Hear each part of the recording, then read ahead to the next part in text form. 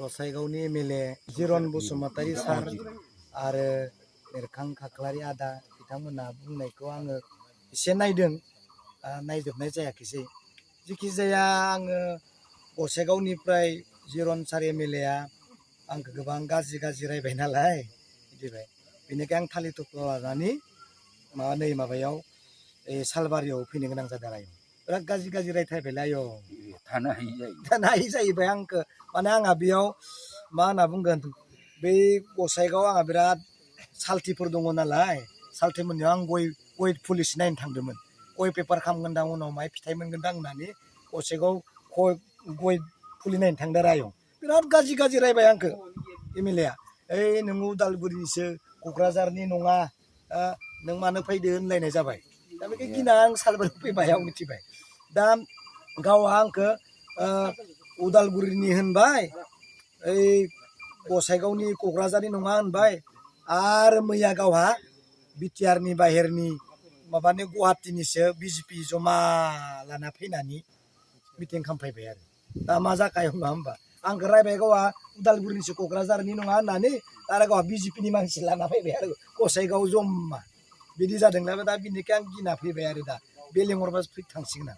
दा आरो जाहैबाय जों आदा एरखां खाख्लारि आदाया जोंनि गामिनि नांजाबनाय, बेबो बिराद गाज्रि रायबाय आरो।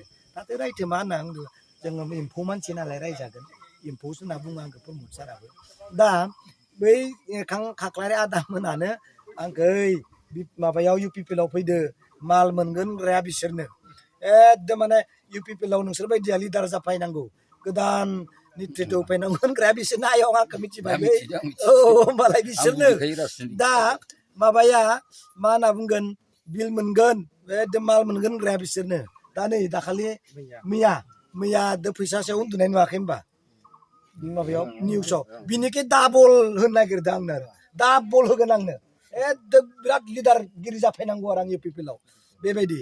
खिन्थु जों दिनै मा फैसानि थाखाय नङा, पावारनि थाखाय नङा, पावारनि थाखायब्लाबो BTC-खौ बासायनो थाखायसो दिनै नांदों, नङा होमबा। जों फैसानि थाखायलाय मा, आंथ' कन्ट्रेक्टार, फैसा होनानै आं थिखा मावनो हायोना आयं। दा बेबायदि नङा होमबा, हाया होमबा, आं हायोना।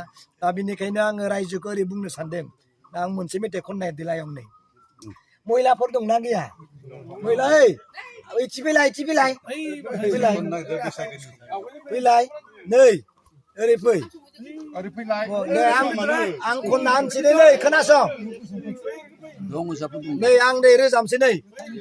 दा बुरखायजा आइफोर अरन दैजों, दा बुरखायजा बाजैमोन ट्रेक्टर पार्टिजों, दा बुरखायजा आइमोन 75,000जों, दा बुरखायजा बाजैमोन 10,000जों, दा बुरखायजा बाजैमोन पदम फुलजों, नांगोलजोंनो एवख्रबना जागोन, हाग्रामाखौ जोंनो नांगोन।